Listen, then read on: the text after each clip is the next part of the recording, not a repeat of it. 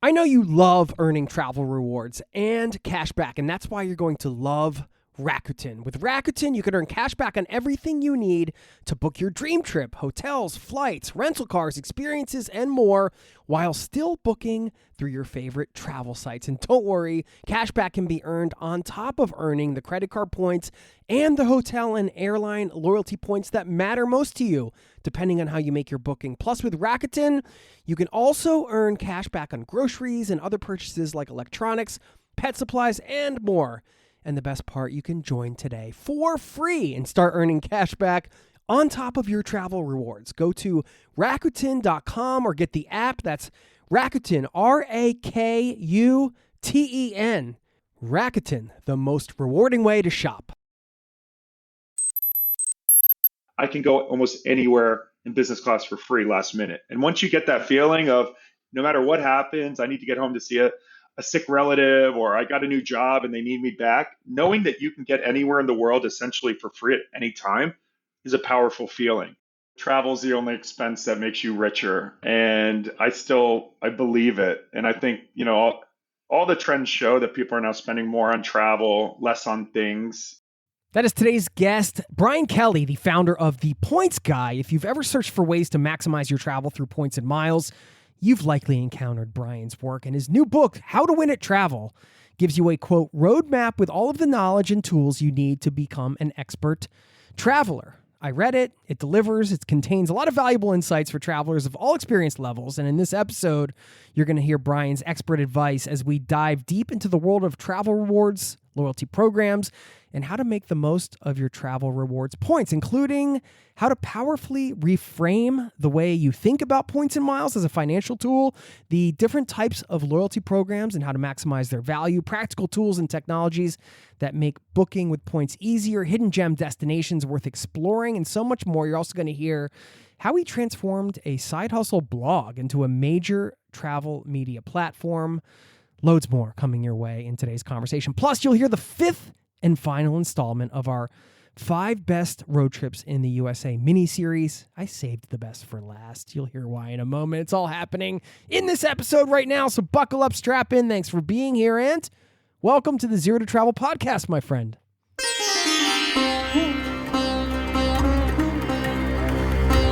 You're listening to the Zero to Travel podcast, where we explore exciting travel-based work, lifestyle, and business opportunities, helping you to achieve your wildest travel dreams.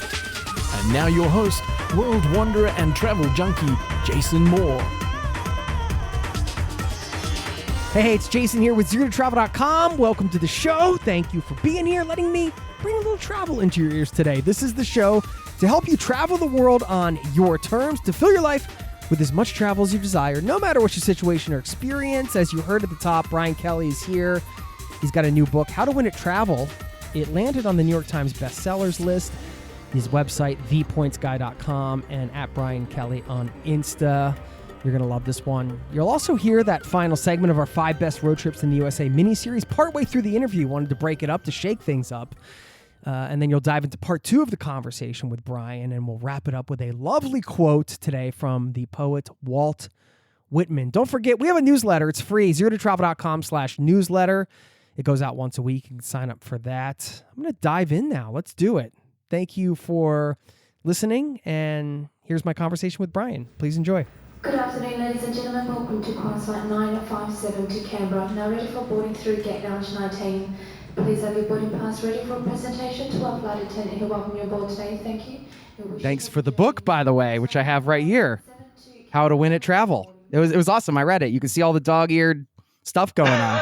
That's the goal. I know it's a lot to chew on, especially for you're in the game, so you get it. But I'm hopeful the book helps bring even the most basic traveler up to a place of like, oh, this is how things work in the industry from a high level. Yeah, it was awesome, man. I got to first say, Brian Kelly, welcome to the Zero to Travel podcast, my friend. I feel like for me, this one's been a long time coming. For you, probably not. I mean, you're on these all these major media, shows.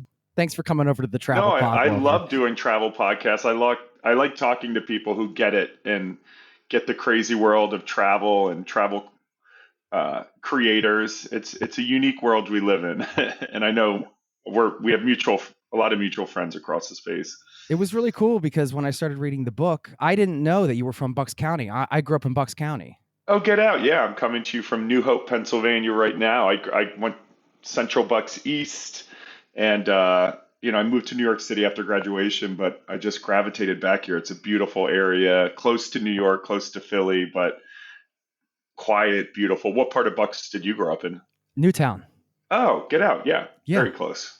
It wasn't as big as it is now when I grew up. Like, even when I go back now, I'm just like, they have every single thing here now. This is Yeah. Newtown. This is Yeah, not. the New York Times just wrote about New Hope and all the, celebrities that are living here now. It's kind of becoming like the low-key Hamptons where people can get away from the craziness of New York, but not the traffic and stuff of the Hamptons. Which is so funny to think because when we grew up, it was more of like the funky town you would take Totally. a day trip to, Yeah. and then you could it was the place you could buy like a crystal necklace or. Totally. And the town still has that, but it's definitely the real estate has just boomed and there's lots and lots of investment happening, but it's still got that charm, I think. Yeah. I like towns like that when you can 1 minute you're looking at like a vintage thing and then you could buy a crystal and then you're walking past like a gang of. And then there's a hot sauce shop of all different hot sauces around the world. So you really get it all here in New Hope. I love that, man. Well, for you growing up there, because I know the vibe, I mean, in general in the US, there's a lot of hustle culture, especially in the Northeast. I feel like growing up in that environment, do you agree with that? Like that hustle culture mentality? I'm sure that contributed to like some of the work you've done in a way. I feel like it has for me also. I'm just like starting to ask the question as you get removed from your culture and you look back, I'm like, all right, that's cool. Like that helps me in certain ways but it's like hustle culture might be good for business, but is it actually good for life? Yeah, hustle culture is interesting. So I'm 41, so I grew up, mostly in the 90s. And I mean, my parents are baby boomers. They encouraged us to get jobs. I was hustling, doing summer jobs when I was 13, 14, and I worked at a car dealership, moving cars, and I don't know.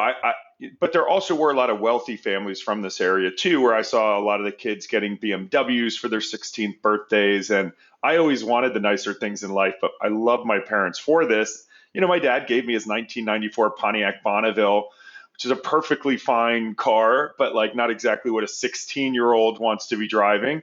And he said, look, if you want that nicer car, work for it. And I hated that, but in hindsight, it was the best thing he could have ever done because I learned very quickly, I've got talent, put it to use. If I want to make money, it's there. This is America, and in a crazy way, you can make a lot of money in different ways, but no one's just going to hand it to you. So I firmly believe teaching kids to work, roll up your sleeves. It may not be your dream job, but get the experience. And I think that has been a huge foundation of why I've been successful. Yeah, I'm a bit older than you, but I can relate to the, growing up in that area. And it was the same, like very similar for me, like, getting a job dishwashing at 13, doing that, driving the car that I had to put it in neutral to keep it running at the red light. It was like, I was the only one that could drive it to keep it working type of thing.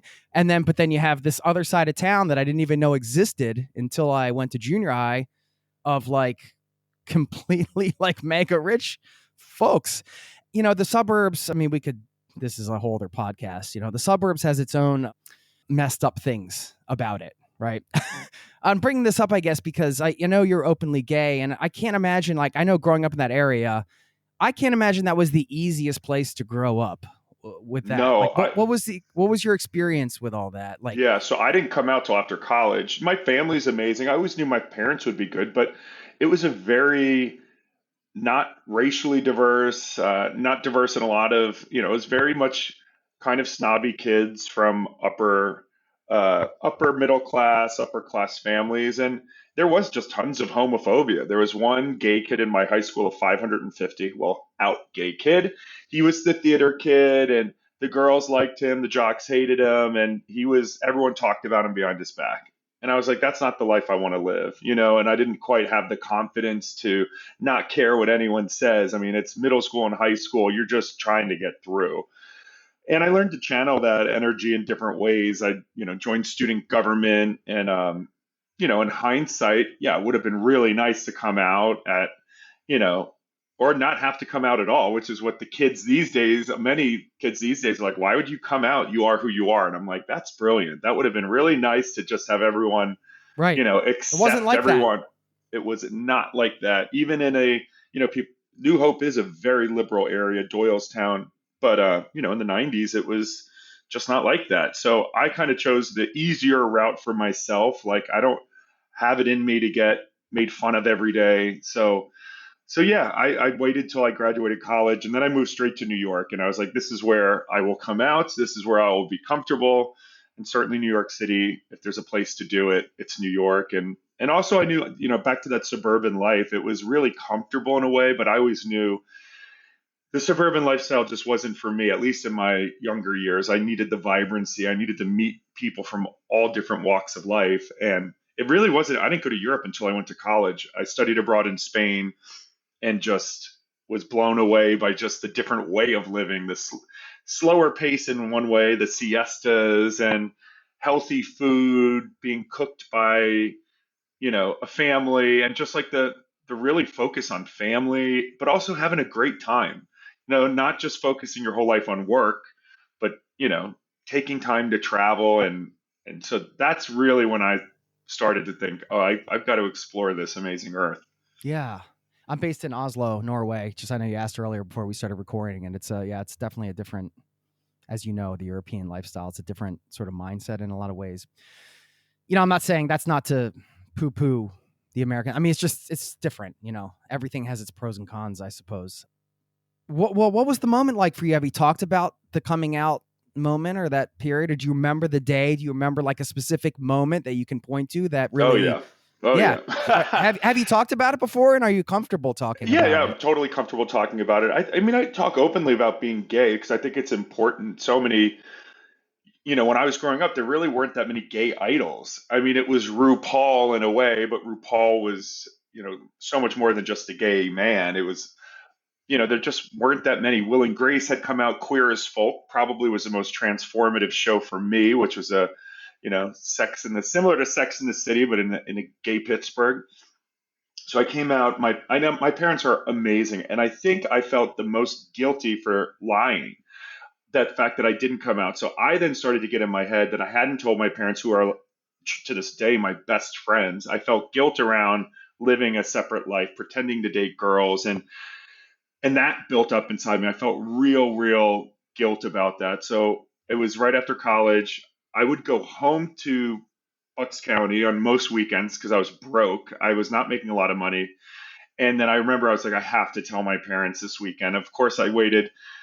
They would drive me to New Jersey Transit at Hamilton Station, not far from Newtown. And it was, I think we had to leave at 7 o'clock, and it was 6:51. And I was just like, I have to do it. I have to rip this Band-Aid off. And I just remember saying, Mom and Dad, I have something to tell you. And I think anytime you tell a parent that, their faces drop like, uh-oh, what did you do? Are you okay? And then I just came right out and said, I'm gay. And I just remember this weight of 22 years dropping in that moment, just started bawling. And my parents both hugged me and were like, we love you. They were so good about it. And it took, it was still, I came out to I have three siblings. They were all amazing about it. And I really, from that point forward, my coworkers, I think my parents truly had no idea. Once again, we didn't grow up around gay people. We didn't have great gay friends. It wasn't like my parents are anti-gay. It was just the world in which we lived. So I think, they went through a little bit of, we just want to make sure you're safe. We were also on the tail end of the AIDS crisis where, I think that was another guilty piece. I thought I would get AIDS the minute I said I was gay, just because of the kind of scare tactics of a lot of that public health crisis. So, in the end, though, I didn't, I know so many people who have families that disown them, or it's very difficult. I was very fortunate. And, I would just encourage it. It's amazing in 2025, though. And even in New York City, there's still many people living in the closet. I think there's this false notion out there that everyone's out and we've now moved past it. And that is very far from the truth. But I would just say that anyone listening, if you have a gay child, you don't maybe want to push them. I don't agree with pushing people out of the closet, but creating, maybe giving hints to let them know, saying things could never be a bad thing, and just being as accepting as possible. Yeah, thank you. Yeah, I wanted to bring this up for that exact reason. I think you never know who's listening and who your story will impact. Speaking of your story, it's interesting because when you when you start something like this, the points guy, and how it evolved and took off so quickly, and then you ended up selling. We can get a little bit into the journey, but I know you've talked about that before in a lot of shows. I just think that part of that that you may not even suspect going into it is some of these roles that might be thrust upon you as a part of this. Like, one minute you're like, oh, I'm like, really, I love this points and mile stuff. I get geeky on this. Like, I'm going to write about it. I'm going to share this knowledge. I know it's going to help people. And that's different than now. Okay, maybe I'm like a spokesperson for the gay travel community. I have to be on major media. Now I have to like become a marketer, like all of these different things that come, these roles that kind of can get thrust upon you. And I don't even want to say for better or worse. It's just kind of part of the package, right? How has that been for you in terms of, you can pick, there's a lot to pick apart there, I guess, but. Yeah, I mean, I would just say this: authenticity reigns supreme, and people want to connect, trust, follow, engage with people who they know about. So in the beginning, people would say, some of my friends would say, half your audience is probably very conservative and half's very liberal. So just keep your whole lifestyle to yourself and just stick to travel. And certainly there would be people on social media, hey, I don't care if you're gay or not, but I just give me my travel deal. And uh, I think there's a fine balance. You don't need to flaunt. I don't lead with the fact that I'm gay and here's today's travel deal, right? Like, that's not really necessary. But I'm very open with my life. I'm a single gay dad. Some people don't agree with that. Great for them. I don't care. But a large majority of my audience, I think what's made me very successful is opening up my life. And we live in an era of, for like it or not, of Kardashians and social media, but people want to know your story. And I found that the more open I am with my story, and I certainly choose pieces to tell. I'm not sharing every bit of my kids growing up, but I do share travels with my kids, which I get people messaging me all the time. I love seeing this evolution of you as a father. Some people were saying, oh, when you have kids, you might lose your edge as the points guy because you're known as this jet setter, you know. And I would just say to anyone, your life's going to evolve, but people expect people to evolve. People want the story. People want, and, there were a lot of other points bloggers at the time. People think I'm the OG, which I find very honoring. I'm honored for people to think that, but there were many, many before me. But I do think I added a lot more of my personality into it, having fun with it, not making it just about the transferring Amex at this ratio to book this flight during this window. That information is important, but I think packaging the points guy as like, it's a fun lifestyle. The events that I've been able to go to through points and credit cards and promotions, and taking people along for that ride, the friends that I have, taking my family on trips. So for any travel creators or creators in general out there, do what you're comfortable with, but being authentic, I think, does reign supreme at the end of the day. We'll get back to the interview in just a moment. I know you love earning travel rewards and cash back, and that's why you're going to love Rakuten. With Rakuten, you can earn cash back on everything you need to book your dream trip: hotels, flights, rental cars, experiences, and more, while still booking through your favorite travel sites. And don't worry, cash back can be earned on top of earning the credit card points and the hotel and airline loyalty points that matter most to you, depending on how you make your booking. Plus, with Rakuten, you can also earn cash back on groceries and other purchases like electronics, pet supplies, and more. And the best part, you can join today for free and start earning cash back on top of your travel rewards. Go to Rakuten.com or get the app. That's Rakuten, Rakuten. Rakuten, the most rewarding way to shop. Now, back to the show. In terms of the creative side, what is the part of it that, you wrote a book, and I was thinking, oh, did you ever expect to write a book? But then I was thinking, well, you started this blog, like clearly you were drawn to writing in some way. There's the creative aspect of all this. Like you're presenting information that is useful, but you have to do it in a way where you're communicating it. You know, you have your story that you're bringing in and all that kind of stuff. Do you thrive more in the creative roles? Is that what kind of gets you excited, or is it the system Yeah. stuff? Or yeah, Yeah. I really love the creative side. And so, I started the Points Guy in 2010 while I was still working on Wall Street. And it really was a fun creative outlet for me. I made no money on the site. I was, had like a award booking business where I was just trying to make 50 or 100 bucks teaching people how to use points on their own. So I was like a travel agent for points just to make some extra cash on the side. So the Points Guy was just a side hustle. But when I started writing blog posts, my friend said, do one post a day every day. And trust me, SEO is going to, like, Google will have a field day with your content because so many people need it. Make it fun, make it you. And that became really, really enjoyable. I would say the content creation side, the Points Guy quickly grew. I started hiring people. I moved into a management role pretty quickly where I'm managing managers of people. I was always still traveling myself and covering my stories in social media, which is fun. You can create, snippets of these amazing experiences, but there's limitations to that too. And also I've just found that like this whole points world has evolved so much. So I'm covering this slow evolution every day, but people are not getting the big picture. So that I've always wanted to write a book. I actually had gotten a book deal in 2017 and just the timing wasn't right. I was CEO still of the Points Guy. We had a 50-person team growing like wildfire. And for this book, I needed to write it myself. I wanted I couldn't just say, hey, ghostwriter, write this book all about this unique world of loyalty. Yeah, you wanted That your wasn't going take. to work. Yeah, Authenticity. So I waited until the time was right. I no longer, I'm still with the Points Guy.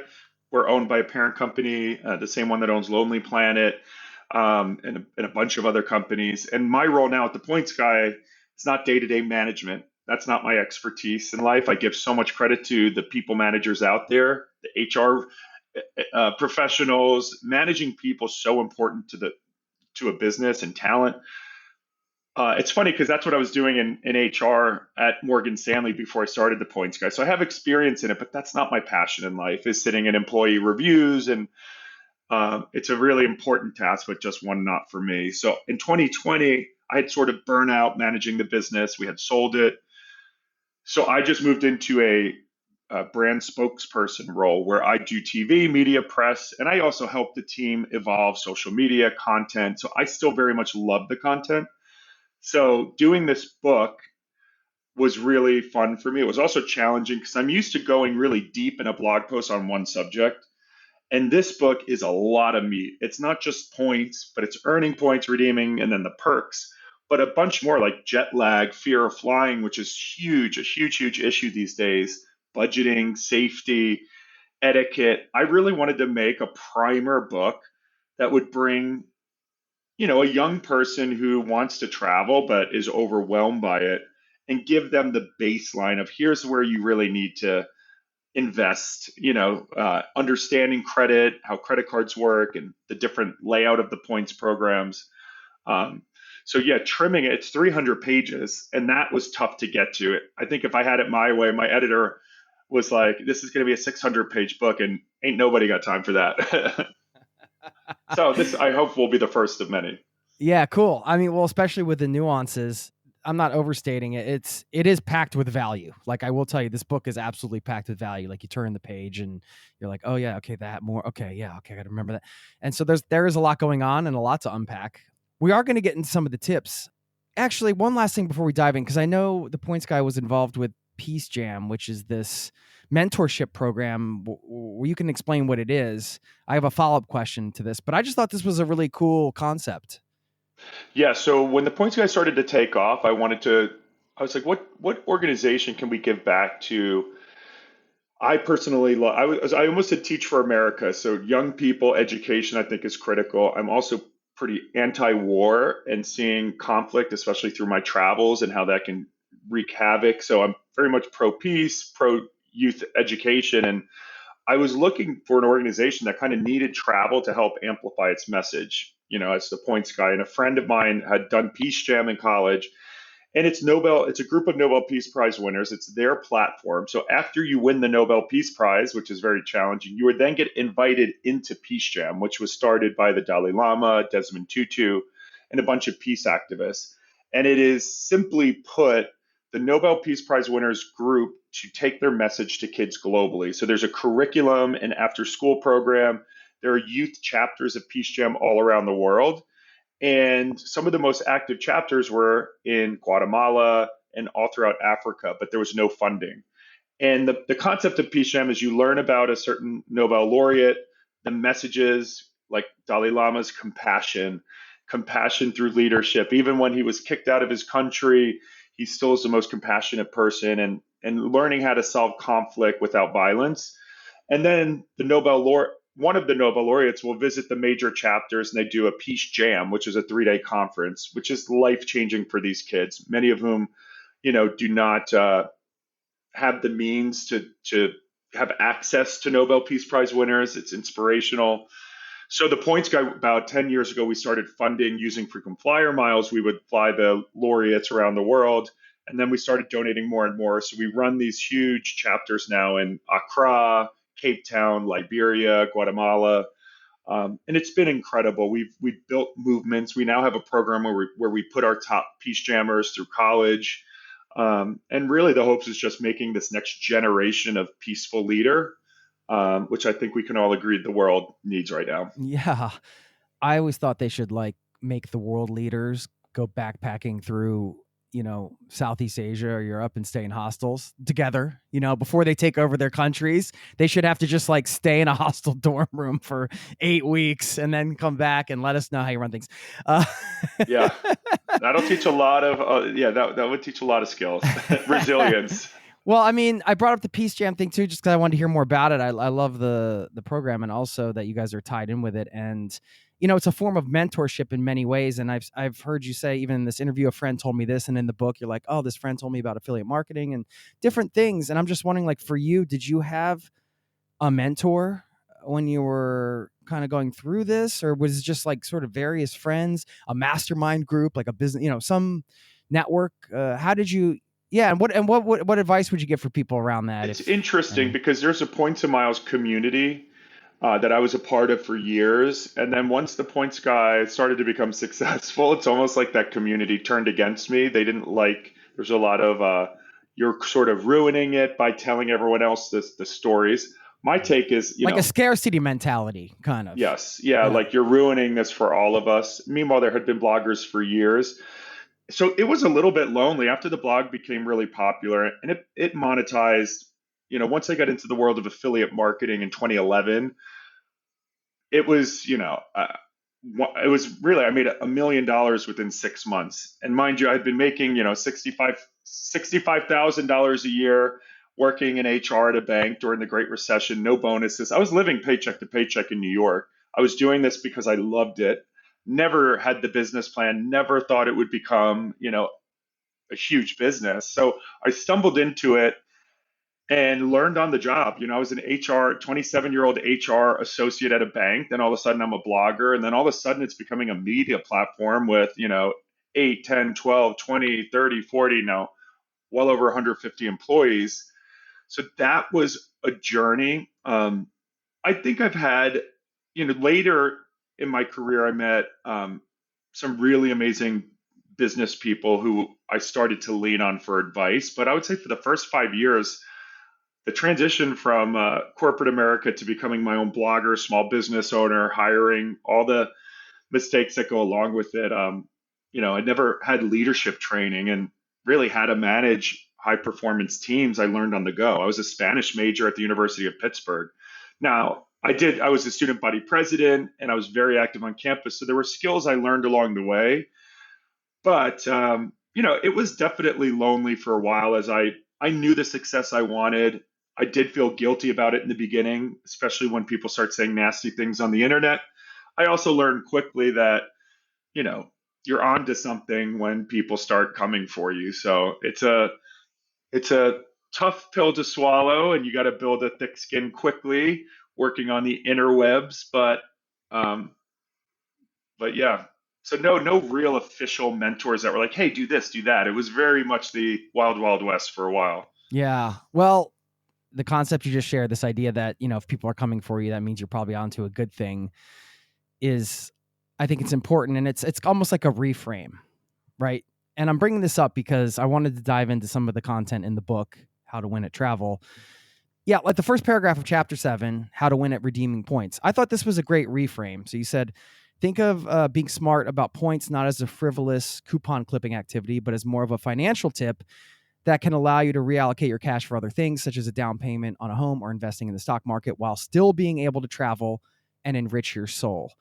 And I was like, man, this is just like a great way to reframe it. Like, if anybody's just going into this conversation, I wanted to highlight that for two reasons. One is, if you're skeptical or you're thinking like points and miles, I don't know, or like I'm not a business traveler that spends $100,000 a year, whatever, or the coupon clipping example, it's just like, there you go. Here, let's just like go through this lens for starters. And secondly, just to kind of kick off the conversation, I'm just wondering, are there any other helpful, like overarching reframes that you want to share here? I mean, the biggest thing about points, even if you're not a huge traveler, learning how to play the points game and credit cards is winning at life. This is learning how to advocate, figure out the best return for you. Because I go into it with these credit cards. So points are one really nice feature. And by the way, you don't need to get airline miles, you can get cash back. So, I mean, and this is specifically in America where credit cards are wildly lucrative. They're built into the cost of doing business. So, by you not choosing not to participate in this points ecosystem, even cash back, you're doing financial harm to yourself, not just because you're not getting the value of those points, which most of us travel at least once or twice a year. You can get a lot of value from travel, in which you don't have to lay out cash to travel for free, and then use your cash and put it towards your retirement or your kids' college. I don't know a single person. There are a lot of billionaires. Trust me, I have a lot of billionaires who read the Points Guy and love, because that's how you get rich, by being smart about a system, right? That's what I just want to drive home to people. They're like, I want to save $50 on this next flight. No, and it's like, well, why would you decide to throw? And in billionaires' case, they have businesses they're running with millions of points in their first class flights and those of their employees. They can, redeem points to fly their employees first class. Their employees then like them more. So it's like, when you have points, it's power. And it's also an insurance policy. If you're a traveler internationally, if you ever have to get home last minute, the airlines will charge you extraordinary amounts of money for one-way last minute flights. Using points, I can go almost anywhere in business class for free last minute. And once you get that feeling of, no matter what happens, I need to get home to see a sick relative, or I got a new job and they need me back, knowing that you can get anywhere in the world essentially for free at any time is a powerful feeling. And my point is, like, when you start mastering the points world, and especially as a young person, and you take control of your credit. We're not taught about credit in college and in high school. You should be. And when you play the points game correctly and you pay your bills in full every month, your credit score goes up. Guess what? When you've got a top tier credit score, you're getting a cheaper mortgage, which can save you thousands and thousands of dollars. So, like, playing the points game isn't just the free flight to Cancun. You're missing the point if you think so. It's much larger. It's empowering yourself to see a system and get your fair share or more of it. Yeah. Okay. That's powerful. Yeah. Financial literacy or personal finance. There's a huge component to that if you're getting into the credit card game, part of it, I should say, which maybe before we dive into with some more questions, we should divide this up into, I feel like, especially because you can accrue so many points and miles through credit card redemption, which, if people are just listening and they're like, what, huh? Like, this is the first time they're hearing about it. You can give a quick overview, I would say. I'm really looking here to, like, hey, let's just highlight some concepts for the person that's maybe, they've dipped their toes in. They have maybe they have a credit card. They're like, but they want to like sort of level up. It is challenging to think about going in and getting credit cards and all that. And there's two camps here in a way, if you're looking at the credit card game. One is the US based person, which it's much more lucrative from a points and miles standpoint in the US to do this. Some parts of this game, I should say, if you want to call it a game, versus being outside the US. Now, I live in Norway, so like I have the SAS Euro bonus cards. Like I can have that. I could have like a Norwegian card, but a Norwegian Air card, but it's not like I'm not getting, it takes so much longer to earn free flights and everything. And it is what it is. So perhaps you want to just share a little bit of advice for anybody listening outside of the US first, and then we can, if you want Yeah, well, to. I'll just give the credit card spiel because it's the same basics. In the US, there's tons more options, much more lucrative. But, there's three main types of credit cards in general you can get. It's like, number one is just a straight up cashback credit card where you get a percentage back, for whatever you spend. That's for people who like don't care about travel. You just want to earn some back because this is just the rewards aspect of the card. There's several other major reasons you want to use credit cards these days instead of cash. The second is protection, because when anything goes wrong, especially in the US, you're protected when you use a credit card. And if you use cash and you get scammed, sorry, you're out. You're not going to the cops and they're going to give you your money back. Your credit card company has your back.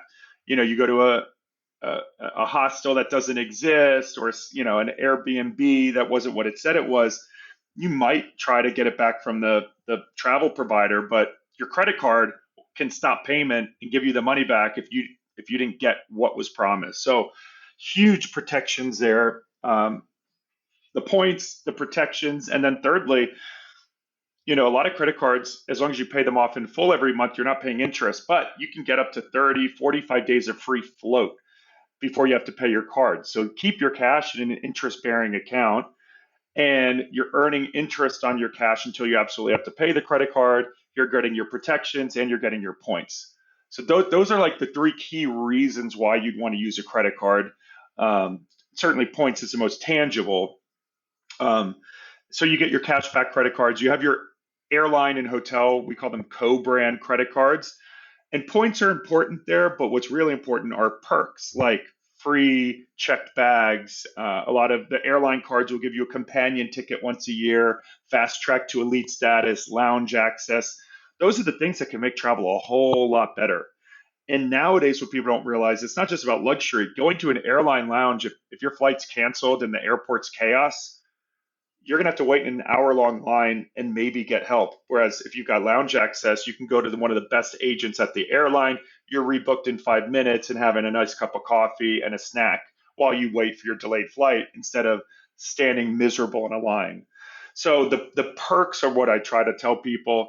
Yes, there might be an annual fee, but look at the perks you're getting. Is that one companion ticket you use a year going to be more than the annual fee? In most cases, it is. So don't just look at the annual fee and say no. Look at the annual fee and then look at, okay, well, what's the value I can get out of this? And even if you're traveling a couple times a year, checking a bag here or there, it can be totally worth it.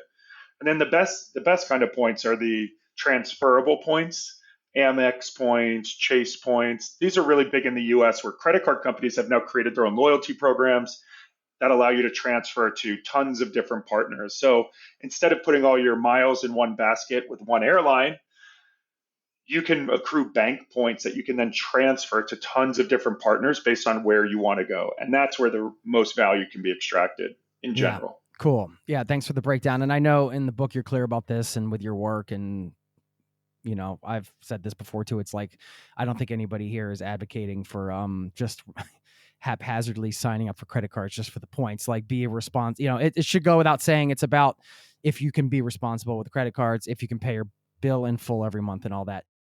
We'll get back to the interview in just a moment.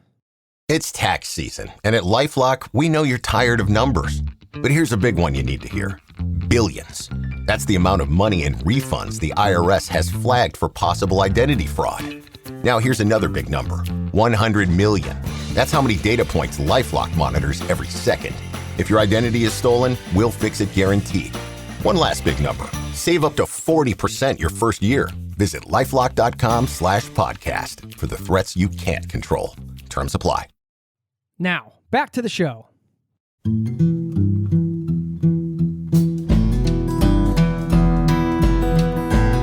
Today is the fifth and final installment of this special miniseries, the 5 best road trips in the USA. And with this week's featured road trip, I am going to go out on a limb and say that, yes, I have saved the best for last. I'm only saying that because this particular road trip is near and dear to my heart. I'll tell you why in a moment. First, I do want to remind you that the previous 4 segments of this series were published in the Tuesday episodes over the last 4 weeks, so you can go check those out. And I do want to say a massive thank you to Defender for supporting this series, which was designed to help you discover new, unforgettable trips in 5 regions of the USA, including a breakdown of why the trip is worth doing and a suggested itinerary. And what makes this community so special and what makes you special is your willingness to dive into a destination and explore it your way.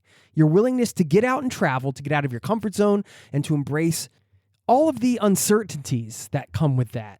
That can always serve as an excellent reminder to yourself that you're capable of great things and able to embrace the impossible. And that is what makes you an icon of adventure. Defender is another icon of adventure and truly the ultimate road trip vehicle for many reasons, including its legendary durability, both off-road and on, its cargo capacity, and the fact that it's tested to the extreme.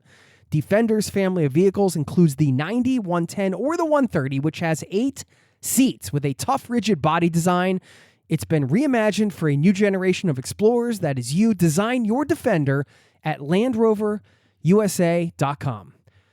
Okay, why is this week's road trip near and dear to my heart? Well, this is the exact trip I took for my honeymoon with a couple of bonus stops mixed in. But that is how highly I think of this road trip. I call it the Colorado Loop, aka the honeymoon loop, if you will. But even if you're not doing it with a spouse, if you're doing it alone or with a friend or a family member, by the end, I guarantee you'll fall head over heels for Colorado.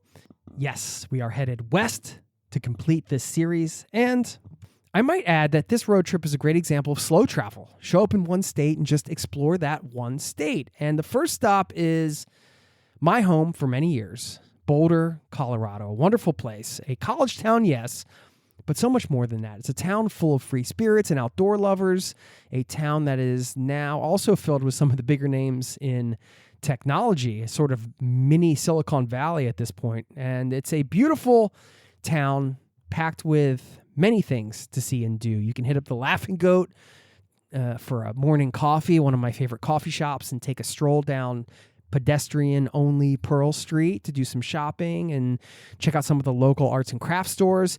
Then you can lace up your hiking boots, maybe make a visit to Chautauqua Park to hike in the iconic Flatiron Mountains, which are in the foothills of the Rocky Mountains, or hike up the local favorite, Mount Sanitas, to catch a sunrise or a sunset. I have done that many times in my life.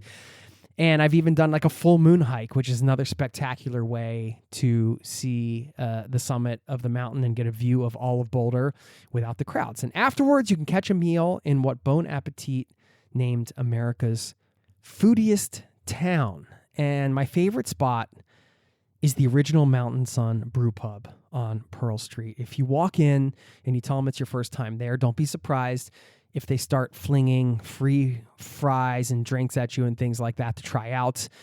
It's run by what some locals call the hippie mafia as a joke, because if for some reason you can't pay because they only take cash, you can mail them some cash later on in an envelope. That's how they roll. They're kind of very trusting, and they got great food and a great atmosphere.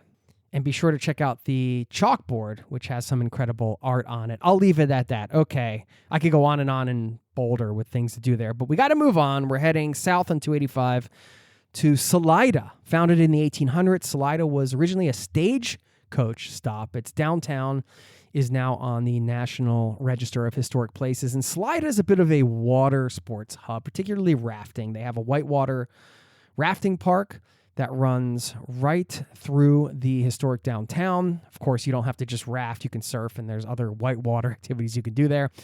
But if you're there, you might want to do some whitewater rafting and indulge in one of the other many outdoor activities in the surrounding area. If you have loads of outdoor gear, of course, you can take advantage of that Defender's legendary cargo capacity. Next, we're going to make a stop in Ridgway before heading on to Telluride. Ridgway, Colorado, is home to Orvis Hot Springs and Spa, which is a clothing optional natural hot springs resort with 10 soaking areas. And the temperatures of those soaking areas run from 65 to 112 degrees. So if you want to head there at night to pair your soak with some stargazing, you can do that. If you just want to take multiple trips throughout the day, like we did, maybe you go in the morning, you go on a hike in the afternoon and come back in the evening or at night. It's a wonderful place to visit. Now, along this route, you can, on your way to Telluride, pit stop in nearby Ouray, known as the Switzerland of America. It's a worthwhile destination in any season and globally famous for its ice climbing. Okay, now we're heading on to one of my all-time favorite towns anywhere, Telluride, Colorado. Originally a mining town, it sits in a box canyon, so it's surrounded by cliffs and forested mountains, and it has this Lord of the Ring-ish way about it, since the road into the town really terminates at this beautiful waterfall called Bridal Veil Falls, a gorgeous waterfall that cascades down the head of the canyon, seems to watch over the town like some kind of benevolent natural monarch or something. This is an absolutely special place, stunning and charming in every way. Of course, in the winter, you've got world-class skiing, you've got hiking, and music, and so much more. And although it's home to under 3,000 locals, this place is loaded with incredible events throughout the year, including one that's definitely worth the trip, the one I went to, the Telluride Bluegrass Festival, 4 days of magnificent music, mountains, and memory making. They have a film festival. It is the quintessential Colorado mountain town, tons of things to see and do, gorgeous nature, incredible place to visit. So head to Telluride, Colorado, if you get a chance. Okay, now it's time to complete the loop. We're going to head northwest to Grand Junction. It's on the western slope of Colorado. You can be sure to try some of the Palisade peaches there if they're in season, some of the juiciest peaches I've ever had anywhere. And if you want to see some gorgeous grand views of towering red rocks, head to nearby Colorado National Monument. Now, on your way out of Grand Junction, you can head east and make a beeline back to Denver or Boulder, wherever you're headed from here, or you can take a little side trip on the way off of I-70 to Aspen. You can visit Maroon Bells Wilderness for the jaw-dropping and accessible nature, enjoy some world-class food and shopping there in that gorgeous downtown area, and then head back and complete the loop. With this road trip in Colorado, you can't go wrong, I'm telling you. We have so many fond memories from our honeymoon doing this loop, and let me know if you end up hitting any points along this, what I call the Colorado Loop, at any point in your travels upcoming. I want to thank you for listening to this special mini-series, 5 Best Road Trips in the USA. I had so much fun putting this together for you, and I want to thank our friends at Defender, who love a great road trip, for supporting this special mini-series geared to helping you discover your next great adventure. Check out the ultimate road trip vehicle, the Defender. Defender's family of vehicles includes the 90, 110, or 130. This icon of adventure with a tough, rigid body design has been reimagined for a new generation of explorers. That is you. Design your Defender at LandRoverUSA.com. Thanks for listening. The example you just used of going into the airport lounge and talking to the person there to have them rebook your flight instead of waiting in line when something gets canceled, and then it's, you turn the corner and like the demoralizing 50-person long line, and you're like, no, that's actually not something I've ever done. And I think it was a good example of, like, even if you were just at the airport and you pay to go in, $30 or $50 or whatever it costs to go into the lounge, it could be worth it. And I think that was a good example of like sort of maybe a counterintuitive tip, or just something that maybe is not top of mind related to redemptions. I think there was something I wanted to pull out as an example of another sort of thing to get people thinking about, oh, like this is an actual possibility. And I wanted you to talk about like the zone-based Hawaii hack, like getting to Hawaii in a sort of a really affordable way. And maybe the best place to start is to break down the 4 main loyalty program structures.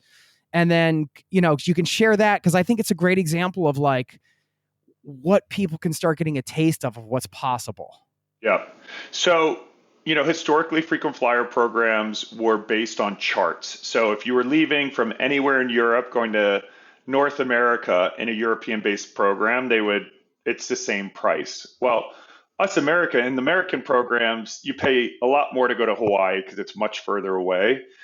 But the European programs just look at the US as the US. So many don't break out Hawaii because, there's probably not that many people redeeming, and it's easier just to have it all basis one. So for Americans who can accrue points in European frequent flyer programs, which you can because there's a lot of transferable credit cards, there are ways to maximize the system, transferring points to frequent flyer programs that have the best redemption rates between regions. So that's what we call maximizing the game. And this is why I think learning how to use frequent flyer programs helps you just take a different look at every program, whether it's your supermarket program or mortgages. How do I get the best deals out of each of these promotions that are being run, right? Because I think points people, we have an analytical eye. We read the T's and C's, when they're not too long, and see where the value is. And we call these sweet spots. And I talk about it in the book. I list a couple examples, but for example, Air France classifies Israel, which is Middle East in most programs, or even Asia, as Europe. So, and Air France, then to take it a step further, allows free stopovers. So for an American family who wants to go to Paris for a couple of days and then fly from Paris to Tel Aviv, which is a 5-hour flight, completely free with the Air France program. It's the same price to fly to Paris as it is to fly to Paris and then add on a trip to Tel Aviv, as an example. There's plenty other nuances. So these are more advanced topics, and most people just have never heard of that. And they're like, well, wait a minute. I've used Air France miles all the time. I've just been ending in Paris and then buying my flights to Italy or wherever. You could have been getting those flights for free or very close to it for many years. Those are the aha moments I want people to have. I don't go in the book and list every single program, but what I say is today, if you have a ton of British Airways miles, you should Google the best ways to maximize British Airways miles. Obvious. There's so many bloggers out there. All this information's out there on the internet. You just need to know how to maximize the program, or, the best frequent flyer programs for flying to Hawaii. There are some that are so that's the regions-based programs. Then there's distance-based. So some programs like British Airways will charge based on bands of distance. But as many of us will realize, sometimes short flights are really expensive. So these are the programs you use when you want to fly, in the US, like New York to Toronto is a really expensive route. Lots of business people. The Canadian travel market doesn't have that many competitors. So you could easily pay for a 300-mile flight $500 or $1,000 during busy weeks. But then you'd want to use a frequent flyer program that prices award tickets based on distance, because you might only be paying 3,000 points because it's a short flight. So, each frequent flyer program has its pros and cons, and when you become an expert at points, you learn, oh no, I'm not going to fly this, the distance-based award chart for a super long flight because I'm going to be spending a lot of points. I'm going to choose a frequent flyer program that'll just charge me one set fee for regions. And then there's also, nowadays there's dynamic programs like Delta, United. Now they just charge whatever the heck they want for whatever you want. You never know what you're going to get. And those are the programs we steer away from nowadays because they just keep devaluing the currency, meaning, you never know what you're going to get. So it could be 600,000 points one way to go to Europe, whereas other programs, it'll be 50,000. So teaching people, not all frequent flyer programs are the same. And there's no one frequent flyer program the best for everyone. So by understanding the different flavors and then seeing what your personal needs are, that's how you win at points. Okay, I love that. Yeah. So you get the overarching view, and then you pick your flavor. Like when you're at the gelato stand, you got to try the different flavors. People always just say, well, just tell me the best credit card, the best program. I'm not going to do all the work for you because I can't, because there's limitless possibilities based on where you want to go, what you spend your money on, how you like to fly, the airline, you really have to learn the programs that best align with your travel habits. There's no, the book will teach you the overarching foundations of what to think about. I'll lead you in the right direction, but, even though it's 300 pages, it still has to be keep it moving. You can't go down. I don't go down too many rabbit holes, and that's what there's tons and tons of blog posts all around the internet that can help you dive deeper into a topic. Yeah, I like your point too on the trickle down effect of, yeah, there is something to it where if you start figuring out this and you're getting travel, or you're starting to travel in a certain way that you're like, oh wow, this is possible, and it can be addictive. But it's also addictive, like you said. Well, you didn't say addictive, but I think it's addictive. This idea of like looking at other systems within society and being like, I don't want to say like hacking them, but kind of like trying to take an unconventional approach. It just, it changes your mindset when you start to see, okay, it's not about taking advantage of the system. It's about working within a system, and perhaps sometimes. For sure. And I also, one of the big lessons when travel goes wrong, right? Because travel's always going to melt down. This will continue. That is one of the constants of the travel industry: meltdowns, delays, cancellations. And I have a whole chapter on what to do when things go wrong. And there's a great piece of feedback I love telling people, and this works every industry. When you're on the phone with a travel, an airline or a hotel, and the person just isn't giving you an inch, instead of battling that person who's not going to give you what you want, we do HUCA, HUCA, hang up, call again. Because the concept is, boom. Some people are just having a bad day. Some people just don't want to help you. Some people don't know how to help you. Some people don't want to, these days, phone agents are monitored. So you might get a really new agent who doesn't have a lot of political capital to go out on the line for you. But you hang up and you get Deborah, who's been there for 35 years and knows every trick in the book. You may get what you want. But when you're running into a wall, don't keep smashing your head into a wall, which is what I see people do all the time.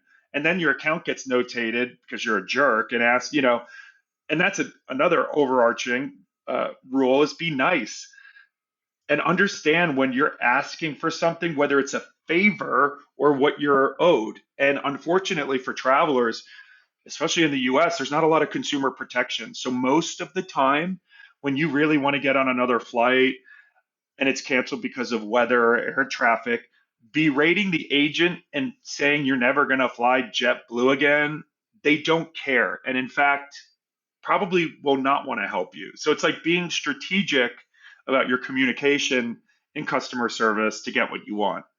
I think that chapter is because I sit and watch in the airport and people are just nasty. Yes, airline employees can be nasty too, don't get me wrong, but they have all the power. So understand that and be strategic. And being nice has gotten me way more than by being nasty. Be strategic and also just like be don't be a jerk. Compassionate human. Yeah. Try to seriously. Yeah, I know it can be tense in the airports at certain times. People coming late and trying to get it gets crazy. I mean, well, what is one of the crazier things you've experienced in the airport? The whole dynamic about flying is such a weird thing because you are packing a bunch of random people from all walks of life into one tin tube for many hours sometimes. Quite an experiment, I'll say that.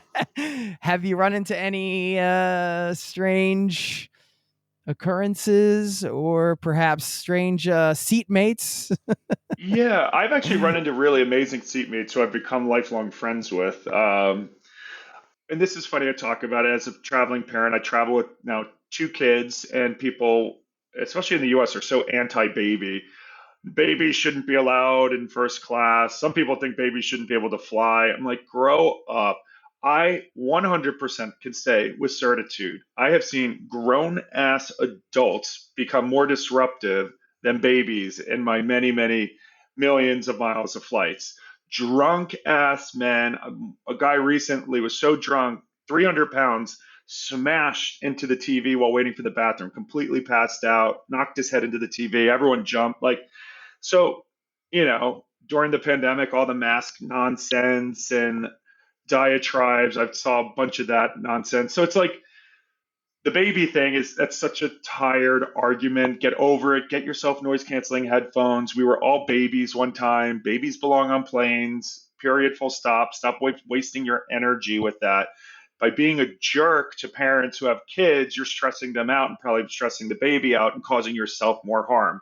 So I want to reframe how you look at it. Ask a pregnant woman if she needs help getting her bags up or with small kids. Like, being nice. I do believe in karma points.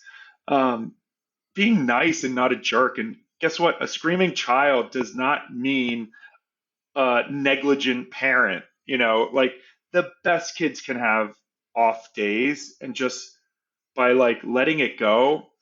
And if you really feel strongly that you need to control the manifest of a plane, charter your own. Because planes, I hate to tell you, are public transit. So you don't get to say who gets to fly. So Yeah, I mean, I have 2 kids, so I feel you on the baby thing. Karma points. You don't want to maximize those points. That you can't. You just get them, and you just have to let them yeah, accrue. You and can't they'll really redeem. Well, the thing is, you can't choose when to redeem them either. And I will say, I've flown a lot, and I've generally have good experiences, and I do believe it's like also a mindset. I think a lot of experiences that I have, some people would think, people like bitch and moan over like 2 hours delayed. Can you believe it? Like, just chill out, read a book, like change that inconvenience into like something positive. Like, just be appreciative of the fact that we can travel and still so relatively affordably. That's what I opened the book about.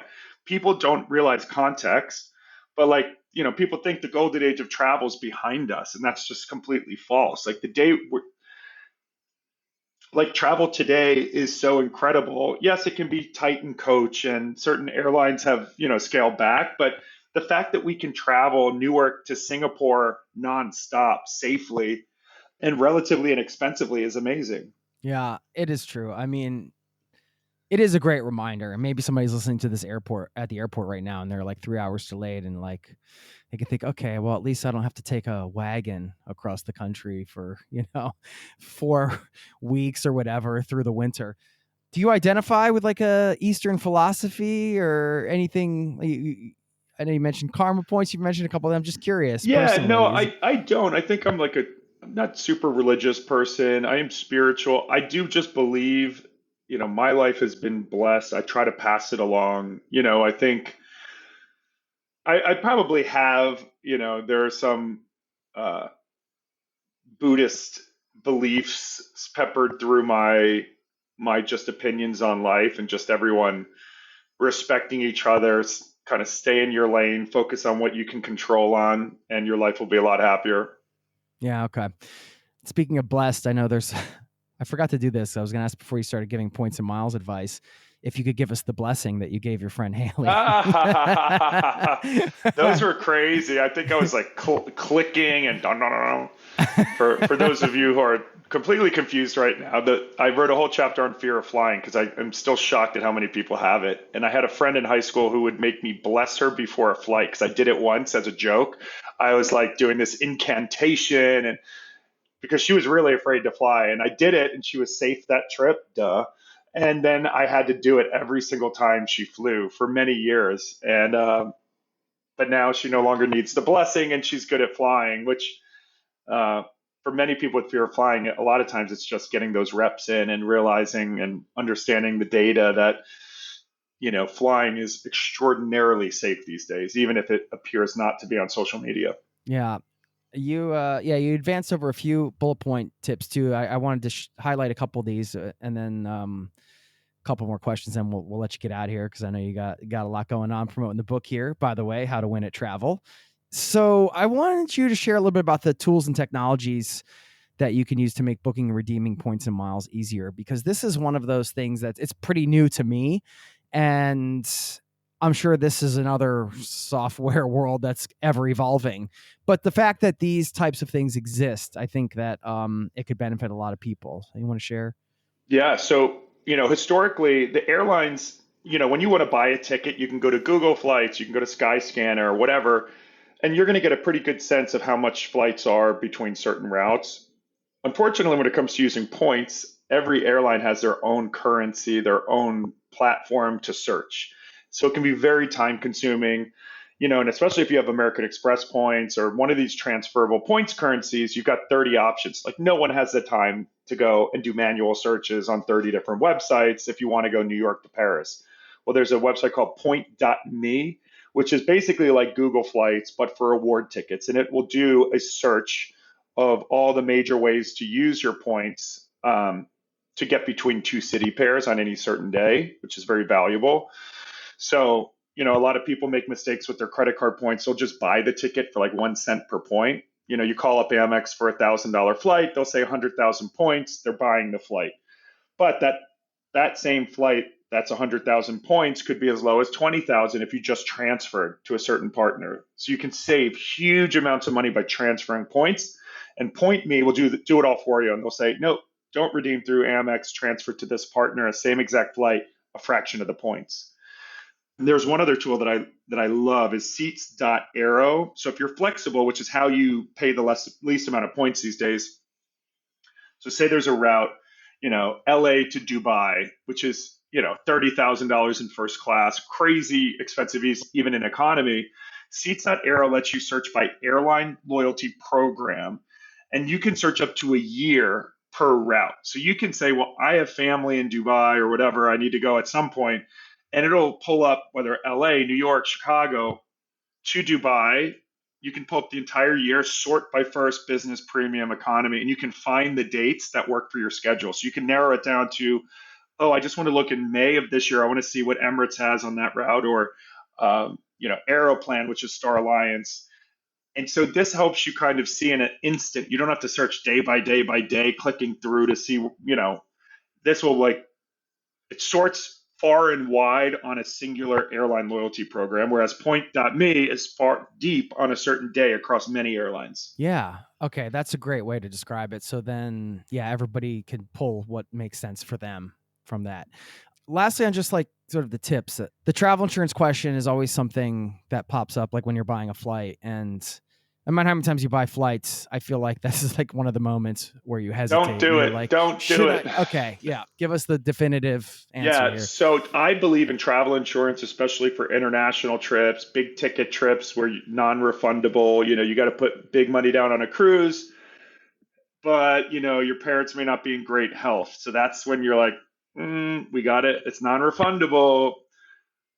But if you buy travel insurance, which can be as little as 5% or less of the trip, which is just like a rounding number on some trips, it'll cover so much, including parent illness, sickness, jury duty, change of job, wildfires, crazy storm, all that stuff that keeps on happening these days. Well, you should never expect the cruise line to refund you if you can't get out because there's a wildfire. They won't. And this is when people get incensed. I can't believe it. Something bad happened. But this is what happens when you book a lot of non-refundable travel. You are agreeing. And back to the whole point of knowing when you're asking for a favor. So many people are shocked. They're like, I have a doctor's appointment. I can't go on my flight. I'm sick. The airline should refund me. They won't, because everyone would just lie and say they were sick. Don't you get that? So people are like, these airlines are heartless. I had to go to the doctor last minute. They should just refund me. But if everyone could just lie and say they had it, or create a fake doctor's note, which is what everyone does. So you need to understand, if you want to insure a trip, you have to insure it. It's just like if your house burns down and you didn't have insurance, you can't say, well, that was bad. A bad thing happened. Give me my money back. Like, no, that's what you buy insurance for. So while some airlines may be nice and might give you a voucher, like, this is where you need to understand when you're agreeing to play these rules of, I'm going to get a cheap fare, but I'm going to have no refund rules. You're playing a game, and you shouldn't expect the airline to eat that if you lose, even if it's a really sad situation. So, but never book through the airlines, hotels, or Airbnb. Always book your travel insurance. InsureMyTrip.com is a marketplace where you can basically compare and contrast policies. I highly recommend it. It's like 5 minutes. Take a look at what each policy covers, the exclusions, and it'll be cheaper and way better coverage than buying it directly through the airline. Okay, cool. Thanks. All right, so you mentioned fake doctor's notes. I was having flashbacks to high school and my fake notes that I brought in for absentees. Brian, have you ever gone, like, for example, let's say to the rental car counter and asked for a corporate discount at a company you don't work for? For example. Yes. I won't lie. I used to do that back in the day. Hotels. I mean, there are certain corporate codes that'll save you so much I money. mean, just a hypothetical. I can't say I've done it. I don't recommend doing it for rental cars because if you get in an accident and they find out you lied about a corporate rate, you actually could lose a lot. Hotels are a little bit different. Most of the time, they don't check. If they ever did check, you could just be like, I'm here for an interview. I don't have an employee ID. I don't recommend doing it. It's not ethical, but it's much easier to get away with in hotels. However, in the book, I don't want to give away the whole book, but there are ways to join professional associations like the American Bar Association. You don't need to be a lawyer, but the American Bar Association, anyone can join for $50 or so. And they have crazy low rates on luxury hotels in a lot of big cities. So it may make sense to pay to join as something like an affiliated person in the industry. So that's the more legitimate way to get a really cheap corporate rate. Or AARP, you don't need to be old to use AARP. So I mean, I might have been an employee of various companies at one time, a hypothetical employee, I would add. No, that's great. Yeah, and that example you used from the book, I think that's like another obscure kind of like just gives people a sense of what they might discover if they want to dive in. Like who knew you could be a member of the American Bar Association, get travel discounts, and not be a lawyer. Couple quick hit questions here. In terms of AI, where do you think that's taking everything? I hope it really helps the travel industry because it's the travel industry. Technology needs to up its game. I mean, even just trying to get through to a phone agent to do something simple. Like how many airlines make you wait to just do something? So we're starting to see that through self-service and chatbots, really making things much easier. And even just booking a trip, today you need to open up 10 browsers, research, try to assess what's real, what's not. I think AI has a lot to learn still on the travel trip booking, but I think helping people take more impactful, more personalized trips, because I think we talk about it in the book, over tourism is, we got to stop just going to the same places, people. Like, in Barcelona this year, there's super soakering people, like, stop coming here. So, we need to up our game in how we plan and spread the travel love around, because everyone going to Rome in the summer and Barcelona all year, let's take it up a notch, people. And I think AI can help with that. After this, it might be people crowding the streets of New Hope, Brian. I know. Every time I post about it, all my neighbors are like, stop. But then I'm like, but our property values. And they're like, okay, I guess so. Yeah. Well, where should people go? I mean, what do you have a chance here now to promote some of your favorite hidden gem destinations? Go for it. I mean, I love Rwanda. I've trekked with the gorillas twice. Absolutely spectacular. I did an expedition cruise to Greenland, which was really, really beautiful. United Airlines is now flying nonstop to Greenland. I'm excited to go to Mongolia. United is also flying to Mongolia starting this summer. I think Portugal and Italy are super, super crowded. Start spreading the love, go around Europe. Bulgaria is really cool in the summertime. Croatia is popular, but not nearly as popular as Italy and Portugal. You're going to get cheaper. So yeah, I just push people to, or if you want to go to Portugal, the Azores are absolutely spectacular, beautiful. And now they have nonstop flights from New York. So it's kind of a great halfway point almost going to Europe. And I love South Africa. And just remember, people, I mean, especially Americans, the US dollar is strong these days, nearly on parity with the euro. The US dollar goes a long way, especially in South America, Argentina. So you can get a lot more bang for your buck when you live in a country with a strong currency. So think about that too. Don't just look at the flight price. Well, think about how far is my local currency going to take me when I get to go where I'm going.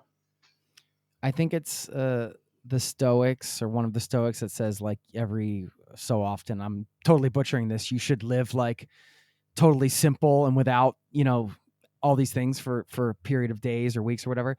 Do you ever do that with travel? Or are you just like, you know what, I'm just going to like totally rough it on this trip so I can then Re-up my appreciation. Well, yeah, it is good to, I fly, especially with kids and, I'll fly economy just because it's easier with like a row of three versus, and a lot of times in business class, lie flat beds are not great for like a 2-year-old that wants to get up and move around. So I like to be sitting next to them.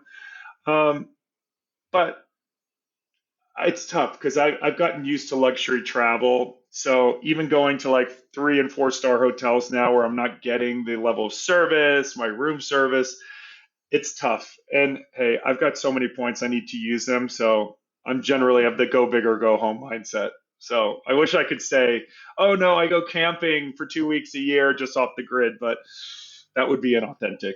Yeah. I don't think there's anybody listening that would have any issue with the problem of having too many points to use, that you got to use them up. And I'm 6'7", so like being comfortable on a plane is important. If you could wave a magic wand and change something in travel, what would it be? Ooh, I would. Well, I think sustainability wise, have all planes be fully, much more carbon friendly. Cruises are still wreaking havoc because that is the one big, our planet is suffering from global warming unequivocally. We need better, transportation is a huge piece of that. Certainly not the largest, but, having, very efficient alternative fuels that can power planes, trains, and automobiles, I think would be my number one wish for the travel industry. Okay. That's a great one. I second that. We talked a bit about reframing the points and miles game and some of those reframes. I'm just wondering for you, for your life journey, have there been some big reframes for you right now that you're kind of like sitting with, or just, anything like that that's, maybe you've had some I'm sure you've had challenging moments along this points guy journey. What are some of the things you've learned? What's some of your best advice? I mean, the biggest reframe is having kids and just seeing the world now through their eyes. I cannot, and I know a lot of people want to have kids. It's really expensive. I know a lot of travelers are like, I don't want to give up my travel. I still haven't seen the world. I can just vouch that, for me personally, even with a 2-year-old, but getting to travel, take them to museums. I just took my son to the Natural History Museum in New York. I almost started crying just watching his mind get blown, exhibit to exhibit, and absorbing. And also, I'm learning at a higher rate now as a parent. So many interesting facts. And I took him on safari in South Africa at age 2, and he did amazing. So you can still travel. And in fact, travel does not become less fun. I personally think it's become so much more engaging on so many levels. Challenging for sure, but challenging things make things more rewarding at the end. At least that's what I tell myself. Being a father has definitely helped me slow down and kind of appreciate moments. Yeah, particularly like you said, on the road, you're taking it in a different way. Or maybe sometimes you're seeing something fresh that you haven't seen fresh in a while for whatever reason. I love that. Anything else you want to leave us with? Final quote you're living by? Some words of wisdom? It's a travel podcast, but I just love this quote. Travel's the only expense that makes you richer. And I believe it. And I think, all the trends show that people are now spending more on travel, less on things. We're such a consumerist society. I get barraged with Instagram ads of junk that we're all buying and so much clothes. So I would just urge everyone to think about the things that you need, the actual physical items, and spend less on those and more on travel. And I think we'll all be a little bit better people. And of course, give back to organizations that, not that you need the karma points, but just know the more you give, the more you get. Love it, man. Bucks County representing. I'm going to ping you next time I'm in New Hope. Please do. Thanks so much, Brian. And of course, the book, one last time, How to Win at Travel. Best place for people to go and find it? Wherever you buy books. And if you're international, we're not selling hardcovers yet internationally, but there's an audio book that I narrated, an ebook that is available wherever you get your books. Cool, man. Thanks so much. We'll do it in person next time. Absolutely. Thanks for having me. Take care.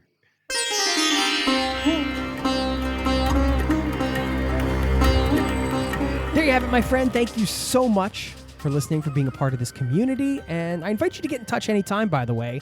Jason@zerototravel.com is my email. I've been including these community shout-outs in the newsletter. So if you want to hear from other people in this community, some of the stories, some of the traveling they're doing, then you can always sign up for that. It's free, zerototravel.com/newsletter. And since it's been a while since I've shared a shout out here, I wanted to do a quick one to Jeanette, a listener of this show. She said she's been listening to the podcast for years. She loves travel. Her children are now grown. She's recently divorced, had a heart attack. And she said, quote, "I am finally going to travel around Italy for a month. My employer has agreed to let me work for 2 weeks remotely, and the rest is vacation time. This is not as much as others have done, but it's a big step for me. I wanted to share that I will be a digital nomad for 2 weeks, and I am so excited. Thank you for doing your podcast, inspiring us all, Jeanette." I just wanted to share that really quickly, give her a huge shout out. We gave her a shout out on the newsletter as well, but I just think that, don't ever judge the amount of time. I mean, you take what you can get, right? In her case, she's going to Italy for a month. Like she says, it's a big step for her. And as she shared there, getting to be a digital nomad for 2 weeks, I mean, take what you can get with your life situation, right? You might not be able to be a digital nomad for 2 years or even 2 months, but if you can take 2 weeks and that's what you want to do, go for it. It's a way to kind of dip your toes in and experience that lifestyle, even if for a short bit. And own it, be proud of it, take what you can get. So that's a little call to action out there to anybody listening. If you've been thinking big, which I always think it's great, to think big, but we got to start small sometimes, right? As cliche as that is. And we can get those little wins. Just another way we can win at travel. Take the trip that you can take in the situation you're in now. We can be grateful for those trips, not compare ourselves to what everybody else is doing or even to our own big ideas, and take what we can get. So just wanted to give her a shout out. I'm going to leave you with a quote from the poet Walt Whitman on that note, who said, quote, "Keep your face always toward the sunshine and the shadows will fall behind you." Thanks for listening, and I'll see you next time. Peace and love to you and yours. Cheers. This podcast has been brought to you by zerototravel.com. Ideas and advice to make your travel dreams a reality.